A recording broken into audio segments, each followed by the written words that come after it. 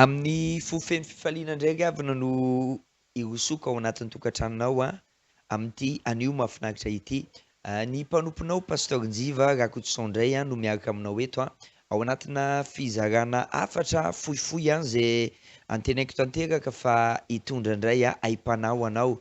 Hoy ny tenin'Andriamanitra hoe hainao amin'ny mahazo azy ary fahasalamana ho an'ny nofinay ny tenin'Andriamanitra. Manasa anao ary atsondray ny fianakaviana ny ankohonana rehetrarehetra mba samy hovory lanina eo apototry ny fahitalavitra na ny onjam-peo na ny tambajotra serasera dia manasa antsika tsirairay avy tena hoe hiaraka ao anatin'izao hafatra mahafinaritra izao ao anatin'izao fampaherezana mahafinaritra izao zay antenaiko tanteraka fa hitondra lesona ary hanova ny fiainany tsirairay avy any tokantrano zay manaraka anay amin'izao ora sy fotoana izao. Nde tsika hiaraka hivavaka dia hiroso ao anatin'ny hafatra avy hatrany. Andriamanitra iray mbola manatra ny fisaorana hatrany izahay amin'ny anaran'i Jesosy Kristy ny amin'izao fotoana sarobidy zay nomenao anay anio izao.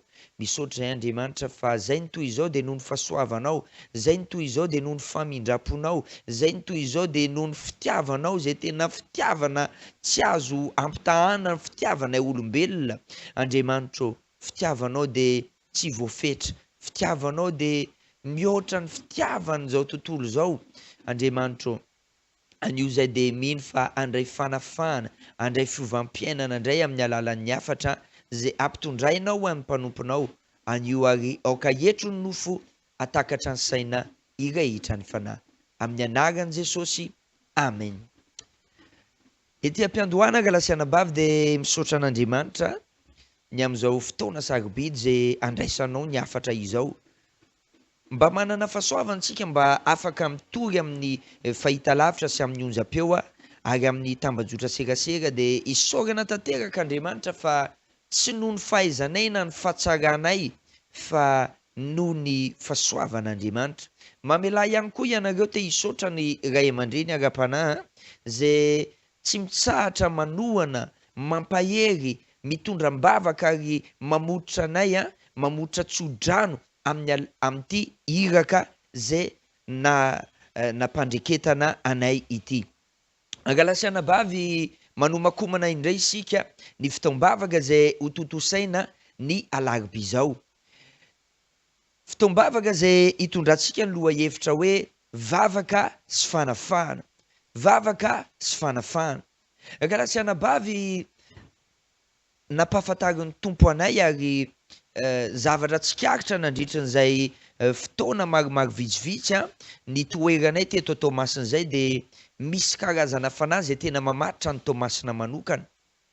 Koa satria tsika aty amin'ny faritra Atsinanana zay misy ranomasina dia reto fanahy reto ny tena hita tena manjaka be eto amin'ny faritry ny Tomasina. Dia tsy inona izany Galasianabavy fa amin'izay hoe tanàna misy ranomasina izay dia ny fanahy avy any anaty rano, ny fanahy avy any anaty rano, ny fanahy ny zazavavin-drano mazava ho azy. Io zany tsy voatery hoe ranomasina fa na ranomamy ary dia ahitana an'izay fanahy izay. Ny fanahy ny zazavavin-drano eo ihany koa ny atao hoe fanahy ny Leviatana dia eo ihany ireo fanahy zay manambady amin'ala na hoe fanahy manambady na hoe mari de nuit na femme de nuit. Inona ny zavatra hoentin'ireo? Ny zavatra hoentin'ireo eto amin'ny tanànan'ny Tomasina avery koa any satria tsika eto Tomasina dia ny eto Tomasina no resahako fa afaka ny isan'izany ihany koa any amin'ny toerakafa dia ataontsika ohatra any Majunga, Dego, Toliary eny fa na eo voatany ary satria eo voatany dia misy ranomamy dia misy koa ny fanahy maloto avy any anaty ranomamy eny hatrany ampitan-dranomasina satria marobe ianareo zay mpanaraka anay zay mpandefa hafatra miafina aty amiko any ampitan-dranomasina dia misy ihany koa ireo fanahy ireo. Ary olona zay mpanaraka any ampitan-dranomasina ireo moa dia tena vakivava mihitsy hoe rehefa mifampiresaka hono zareo samy kristianina ao amin'ny any ampitan-dranomasina any misy amin'ireo any amin'ny continent afrikana dia mifampiresaka izy ireo hoe nieritreritra izahay ozy izy tena nieritreritra hoe any Afrika ihany no tena misy ny mpamosavy any Afrika ihany ny tena misy ny fanaratsy, fa aika aty ampitan-dranomasina aty koa aty Europe de tena misy ihany koa ny fanahy maloto, tena misy ny mpamosavy. Raha lasiana bavy ny devoly de tsy hoe aty Madagasikara ihany na any amin'ny continent africain ihany, tsika moa anatin'ny continent africain koa ny Madagasikara, tsy hoe any Cameroun ihany na tsy haiko hoe inona koa ny pays africain marobe, tsy hoe zay ihany, tsy hoe any ihany misy ny devoly, fa n'aiza eto antany de misy ny devoly. Fa eto aloha de ny eto Tomasina no resahantsika.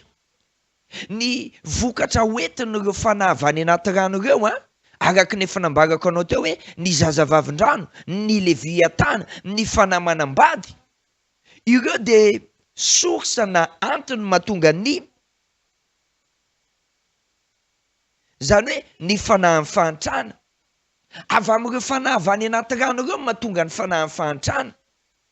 Anisan'izany koa ny divorce ny célibat, mahatonga ny olona anankiray misara-bady foana, na mahatonga ny ranabavy na ralahy tsy mety mahita vady na hoe misara-bady foana, de avy amin'ireo esprit des eaux reo, na hoe fanahy avy any anaty rano ireo. Ny faillite financière, zany hoe ny mahatonga anao lasa faillite ara-bola, nanana naiza azy ianao nefany lasa ohatrany tsy totongana ny ara-bolanao, na teo anivon'ny orinasa zany, na teo amin'ny compte bancaire anao zany, na teo amin'ny vola zay mety hoe mitahirinao manokana tao an-tokantrano, lasa faillite, neritra tsikelikely, nisy tompon'andraikitra tao. Ireo fanahy maloto avy any anaty rano ireo. Ny fanahy stagnation na hoe non accomplissement koa, mahatonga amin'ny fiainanao mistagna, tsy mety mandroso. Non accomplissement, ny zavatra tokony hatomboka nefa tsy mety miatomboka. Ireo zavatra ireo raha lasiana bavy de avy amin'ny fanahy avy any anaty rano avokoa. Ny zavatra hoentin'ireo fanahy ireo ihany koa de hoe ny possession.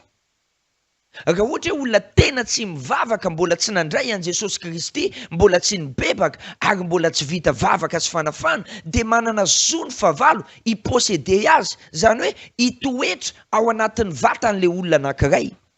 Manarak'izany ny obsession, rehefa tonga le fanahy avy any anaty rano de lasa manana obsession, lasa manana filana tsy voatohatra. Eny fa nampivavaka ary mety mbola tratran'izany tsy voatohatra le filana, lasa maka ifonako re tompoko, lasa tia mijery film mamofady, lasa manao firaisana amin'ny tenany ihany, na hoe masturbation. Ifonako re tompoko fa mampianatra tsika androany lasa manana obsession, lasa tia maka mpivaritena, zany zavatra rehetrarehetra zany de asa n'ireo fanahy avy any anaty rano ireo daholo zany raha lasiana bavy.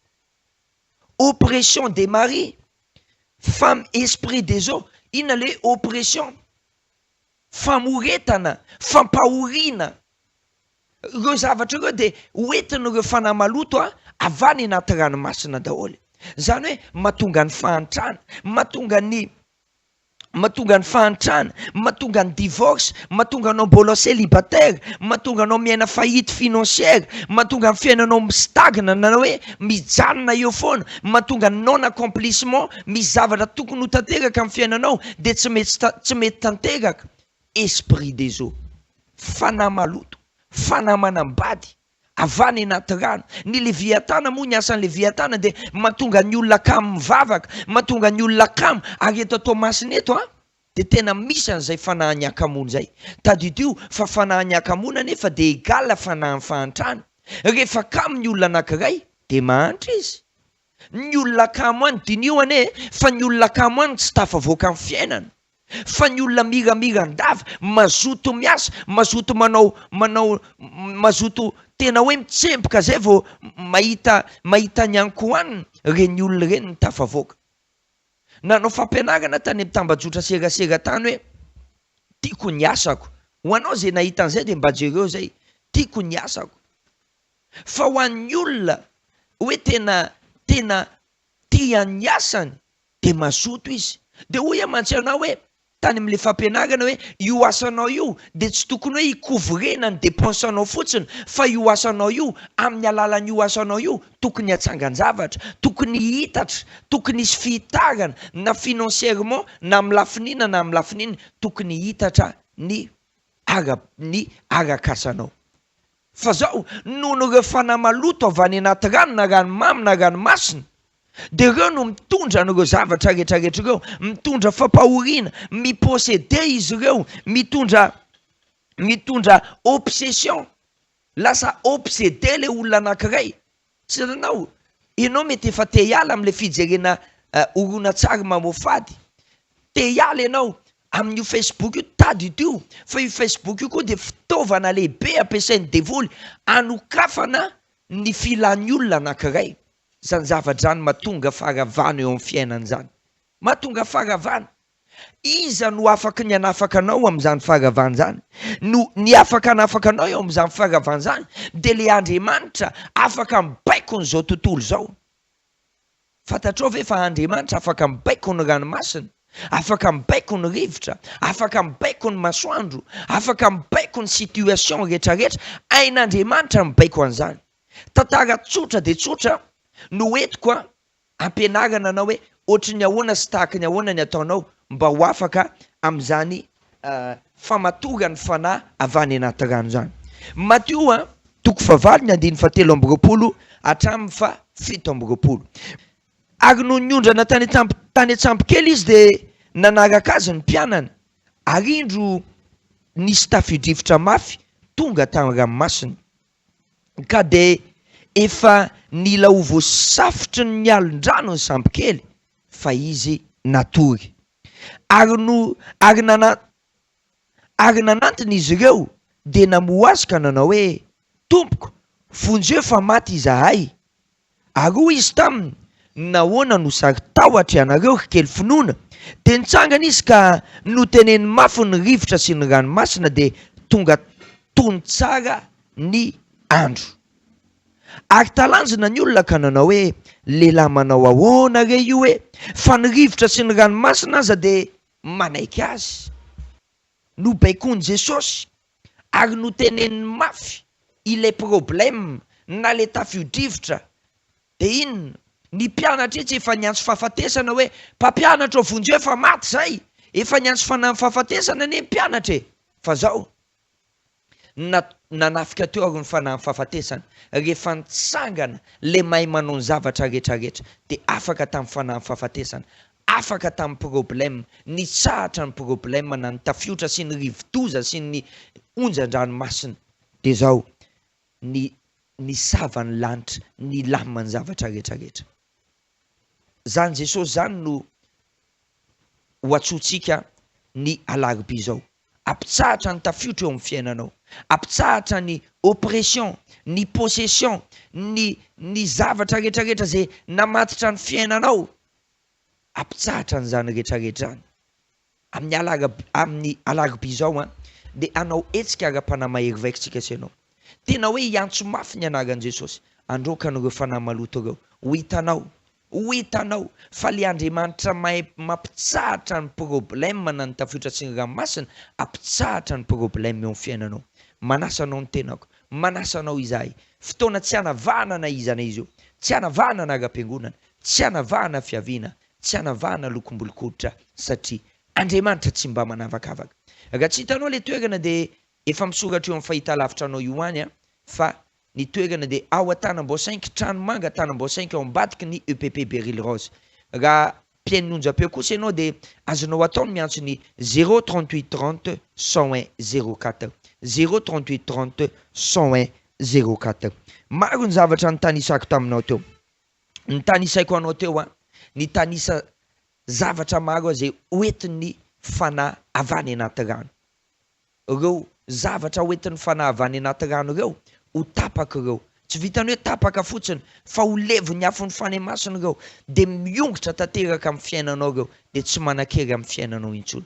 Manasa anao zahay ho hitanao fa maro ny fijoroana vavolombelona efa maro ny fijoroana vavolombelona zay efa noraisin'ireo olona zay mpamonjy fotoam-bavaka isaky ny alarobia anjara anao ndray zao fanafana ho an'ny fanahy avy any anaty ranomasina de ny vokatra hoentin'ireo de maro be ho tany isaiko anao izy ireo ny alarobia zao ho tany isaiko anao fa manasa anao ny tenako tongava amin'io fotoana io aza vela misy antony anakana anao tsy ho avy amin'io ary io fotoana io fotoana fandraisako olona ho an'izay miantso amin'io laharatarobia io any no raisiko fa ny ankoatray kosa ho raisin'ny mpiandry manasa anao ny tenako tao namana hoentin'ny fianakaviana hoentin'ny ankohonana avery koa any aza vela misy antony anakana anao tsy ho avy amin'io fotoana io izay de mino ny fahagagana eo amin'ny fiainanao zay ny fotoana nirahako taminao teto makasitraka anao naharitra ny jery sy ny eno hatramin'ny farany mpanomponao pasteur Njiva Rakotoson miaraka aminao